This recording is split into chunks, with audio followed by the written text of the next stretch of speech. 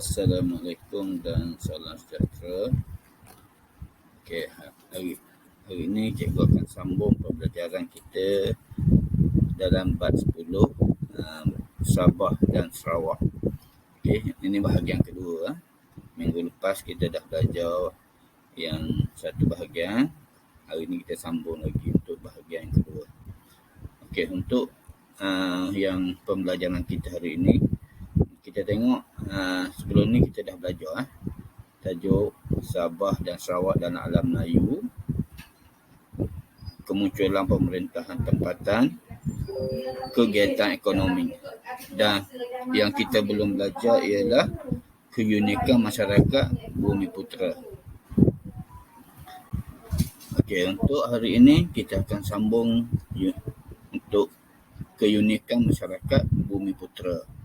Okey, dalam keunikan masyarakat Bumiputera ni kita akan belajar tajuk-tajuk berikut, iaitu masyarakat, dalam masyarakat Sarawak dan Sabah, itu kepentingan sungai kepada masyarakat Sabah dan Sarawak, serta kesenian.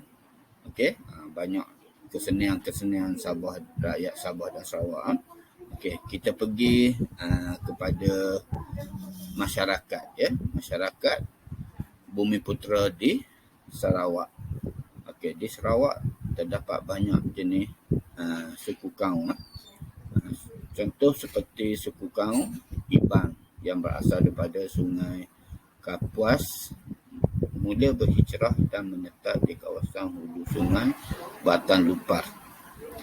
Okey, kita juga ada kaum Bidayuh, berasal dari Sungkum, Kalimantan, dan kemudiannya berhijrah ke selatan Sarawak. Okey, kita juga ada di Sarawak ada kaum Melayu, bermula dengan kemunculan kerajaan awal di Sarawak seawal abad ke-6. Kaum ini menetap di semua bahagian di Sarawak, termasuklah di pedalaman seperti Belaga, Baran dan Sekerang. Ada juga kaum Hulu. Kaum Hulu ni terdiri daripada kaum Kayang, Kenyah, Kerabik, Penan dan Punan. Kaum Kayang dan Kenyah berasal daripada Sungai Kayang dan berhijrah ke kawasan hulu Sungai Rejang, Nului, Barang dan Hulu Kemenang. Dan akhir sekali di Sarawak ada kaum Melanau. Okey, sejak dari dahulu kaum Melanau mendiami kawasan tengah Sarawak. Okey, itu adalah kaum-kaum di Sarawak. Okey, jadi kita kena ingatlah, sebab di Sarawak ni dan di Sabah ni dia banyak kaum-kaum yang tidak terdapat di semenanjung Malaysia. Itu keunikan dia. Okey, kita tengok pula masyarakat Bumiputera di Sabah. Di Sabah banyak juga masyarakat dia. Kita tengok pertama sekali kaum Kadazan Dusun. Dia mendiami kawasan Penampang, Papar, Tuaran, Tambunan dan Ranau. Nama dusun diberi oleh orang Brunei yang bermaksud petani pedalaman. Okey, ingat Kadazan Dusun tu, maksud dusun tu adalah petani pedalaman. Okey, seterusnya di Sabah juga ada kaum Muruk. Okey, kaum Muruk ni tinggal di kawasan Tenong hingga Kalabakan. Nama Muruk diberi oleh orang Brunei juga, bermaksud orang bukit ataupun orang dari pedalaman pegunungan yang terpencil. Okey, kita tengok cara pemakaian dia pun berbeza-beza. Kemudian kita tengok juga kaum Bajau. Kalau kaum Bajau ni ataupun Sama, asal usul daripada Sambuanga. Sambuanga ni ataupun Zamboanga, iaitu berasal dari Filipina, dan Johor. Keunikan ini ialah budaya menunggang kuda. Kalau awak tengok orang Bajau ni, dia selalu naik kuda. Ini adalah kaum Bajau. Dan terdapat juga kaum Sulu di Sarawak. Kaum Suluk ni berasal dari Kepulauan Sulu dan ramai yang menetap di kawasan pantai timur Sabah. Dan akhir sekali, di Sabah juga ada orang sungai. Okey, sekejap. Jadi untuk orang sungai ni, dia tinggal di sungai. Orang sungai, dia tinggal di sungai, di Kinabatangan, Sungai Sugut, Sungai Batan dan Sungai Labuk. Okey. Seterusnya kita tengok kepentingan sungai. Kalau kita tahu biasa di Sabah dan Sarawak ni, di tempat mereka bekalan air biasanya susah. Dia tak ada paip macam tempat kita.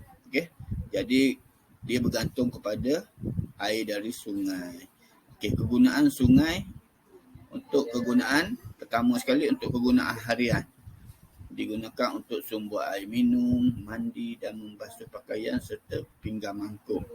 Yang kedua, sungai juga digunakan sebagai sumber rezeki. Sumber untuk penduduk mendapat ikan dan sebagai makanan dan lain-lain. Dan seterusnya sebagai tempat sebagai penempatan di mana kebanyakan masyarakat di pedalaman Sabah mereka menggunakan kawasan sungai ini sebagai kawasan untuk mereka mendirikan perkampungan, tempat mereka untuk bercocok tanam dan ia dikenali sebagai kawasan kampung air. Dan seterusnya sungai ini juga digunakan untuk pengangkutan. Sebab di kawasan-kawasan pedalaman, di kawasan bukit-bukit bukau, mereka tiada jalan seperti kawasan jalan di tempat-tempat lain lah. Jadi mereka menggunakan sampan dan bot sebagai pengangkutan mereka untuk membawa penumpang dan juga barang. Selain itu, sungai ini juga dijadikan sebagai laluan perdagangan. Dijadikan tempat untuk kegiatan perdagangan dan jual beli di sungai. Okey. Selain itu, di sungai ini juga mereka melaksanakan aktiviti-aktiviti rekreasi seperti pesta rigata dan acara perahu berhias. Jadi kita tengok masyarakat di Sabah dan Sarawak ni, dia sangat menghargai sungai kerana sungai itu adalah sebahagian daripada kehidupan mereka. Okey, jadi kita tengok di Sabah dan Sarawak juga, kalau kita bincang pasal tajuk Sabah dan Sarawak ni, masyarakat Sabah ni, Sarawak ni, dia sangat banyak kesenian dalam masyarakat dia. Contoh kita tengok kesenian Sarawak. Dia masyarakat di Sarawak ni dia pandai dalam kemahiran dia tenunan kain. Dalam tenun kain ni dia buat puak kumbu. Puak kumbu ni hasil kerja kaum Iban yang dibuat daripada kain kapas. Digunakan dalam pelbagai majlis seperti kelahiran, perkahwinan dan kematian. Selain itu juga tenunan kain dibuat iaitu keringkan, iaitu hasil kerja kaum Melayu yang dibuat daripada kain kapas dan kain sutera. Kain tersebut disulan dengan benang emas, perak dan tembaga. Boleh tengok gambar wajah dia. Dan seterusnya kerah tangan.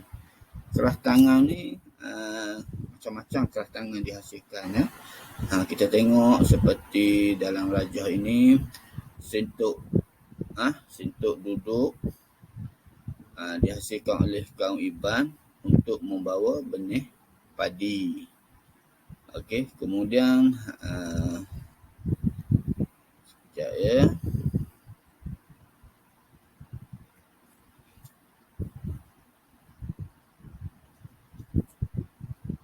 Lanji membawa hasil padi, untuk membawa hasil padi. Kemudian basung, macam bakul digunakan untuk memburu. Kemudian bakul pun ada, dibuat oleh orang Hulu. Mereka menghias baku dengan manik. Kemudian ada simbol seperti naga, manusia, burung penyalang dan juga harimau dihias pada baku. Kemudian kerah tangan yang dihasilkan juga ialah seperti terendak. Dihasilkan oleh kaum Melana, menghasilkan penutup kepala atau terendak digunakan semasa kerja harian. Biasanya kalau kita sekarang pakai topi lah.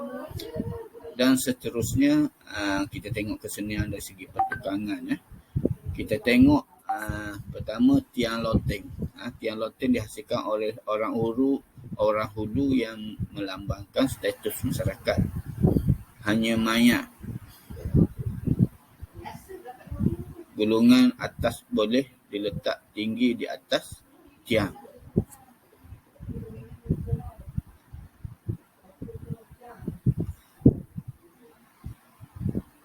Okey, seterusnya kita tengok patung burung kenyalang. Dia dihasilkan, pertukangan ni hasilkan patung burung kenyalang.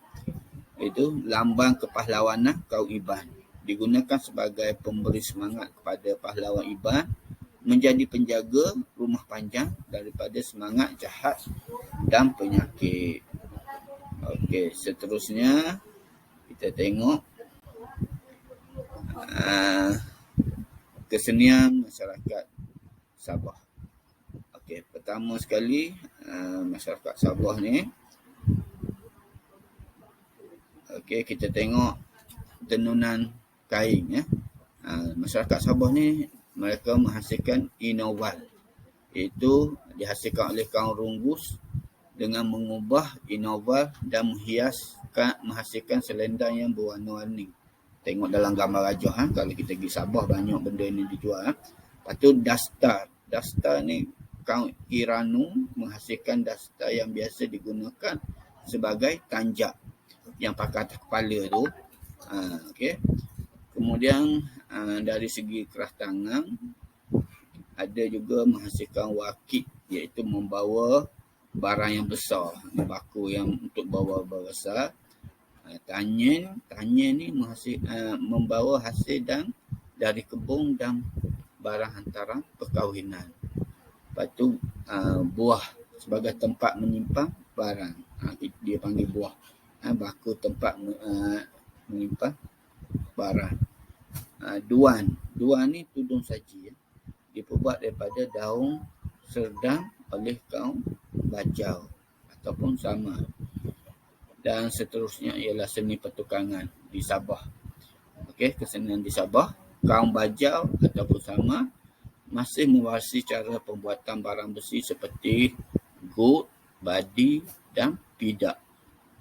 Gut ni macam parang lah kalau kita untuk potong kayu dan sebagainya lah. Dan seterusnya badik ni digunakan untuk memotong rumput dan pidak untuk upacara perkahwinan. Kalau kita keris lah, macam keris pidak ni. Okey, jadi untuk hari ini cikgu rasa setakat ini saja. Tapi kita masih lagi ada 3 tajuk lagi di bawah kebinekaan masyarakat Bumi Putera Sabah dan Sarawak yang kita belum belajar, iaitu perayaan, tarian dan seni bina. Yang ini kita akan belajar minggu hadapan ataupun dalam kelas seterusnya. Okey, jadi sekian saja untuk kali ini. Jangan lupa salin nota dalam buku nota masing-masing. Sekian, terima kasih.